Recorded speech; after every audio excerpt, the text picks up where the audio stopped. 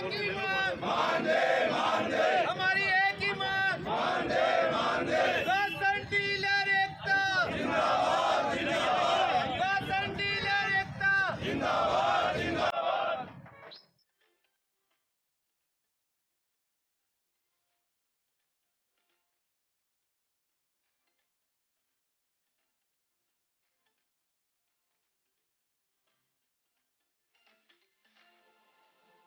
Ration dealer समन्वय समिति के बैनर तले आज राशन डीलरों ने मानदेय बढ़ाने की मांग को लेकर जिला कलेक्टर को मुख्यमंत्री के नाम ज्ञापन सौंपा और अपनी मांगों को पूरा करने की बात कही। जानकारी देते हुए राशन डीलरों ने बताया कि 18 महीने से राज्य खाद्य एवं नागरिक आपूर्ति निगम अजमेर द्वारा राशन डीलरों को गेहूं वितरण के कमीशन का भुगतान नहीं किया गया है, जबकि निगम कार्यालय को कमीशन का भुगतान प्राप्त हो चुका है। वहीं सभी संयोजित करने के पश्चात सभी राशन डीलरों का कमीशन भुगतान खाद्य नगर निगम कार्यालय द्वारा बकाया है व जल्द ही दिया जाए। साथ ही कार्यालय द्वारा बकाया है व जल्द ही दिया जाए। साथ ही राशन डीलरों का मानदेय बढ़ाया जाए। उनका कहना है कि खाद्य मंत्री द्वारा राशन डीलरों को सिर्फ झूठा आश्वासन दिया गया है कि उनका मानदेय बढ़ा दिया जाएगा, लेकिन अभी तक किसी भी तरीके से मानदेय नहीं बढ़ाया गया, जिससे उनके परिवार चलाने में काफी समस्या का सामना करना पड़ रहा है, जिसको लेकर आज जिला कलेक्टर को मुख्यमंत्री के नाम ज्ञापन सौंपा और अपनी मांगों को जल्द पूरा करने की बात कही गई।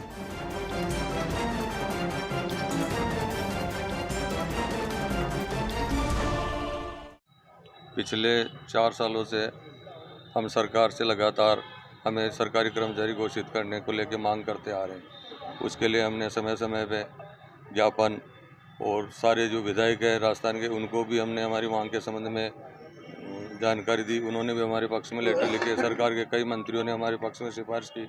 इसके बावजूद भी सरकार इस पर अभी तक 1% भी कोई एक्शन नहीं ले रही है।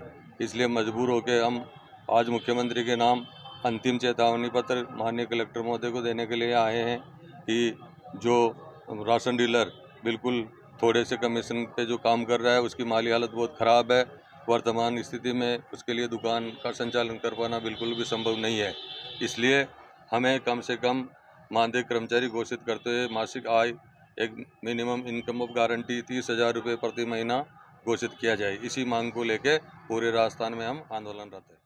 समिति के द्वारा कलेक्टर साहब को एक ज्ञापन दिया गया, जिसके अंदर राशन डीलरों की ज्वलंत समस्या मानदेय, सरकार के द्वारा जो राशन डीलरों की खुलेआम उपेक्षा की गई है। आज राशन डीलर इतना त्रस्त है कि वो अपने दुकान का किराया भी नहीं निकाल पा रहा है, ना बिजली का बिल ले पा रहा है, ना अपने सहायकों का मजदूरी निकाल पा रहा है। आज राशन डीलर भूखे मरने की स्थिति में है और कमीशन 2 साल का कमीशन अभी तक नहीं मिला है, जबकि हम हर बार जिलाधीश महोदय को अवगत कराते आए हैं कि राशन डीलरों को कम से कम कमीशन तो दे दो।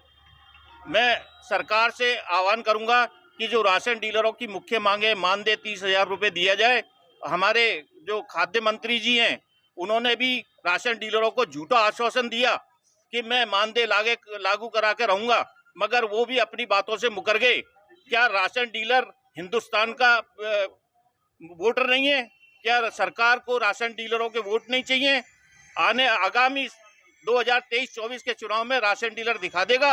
अगर राशन डीलरों की मांगों को नहीं माना गया तो राशन डीलर चुप बैठने वालों में से नहीं है। और 16 तारीख को विधानसभा का घेराव है और हम इसको सफल करेंगे। चाहे हमें इसके लिए कुछ भी करना पड़े, हम वहीं आमरण अनशन करके बैठ जाएंगे। सरकार को हमारी बात माननी पड़ेगी, 100 बार माननी पड़ेगी, क्योंकि आज राशन डीलर भूखा मर रहा है। भूखा मरता क्या नहीं करेगा राशन डीलर।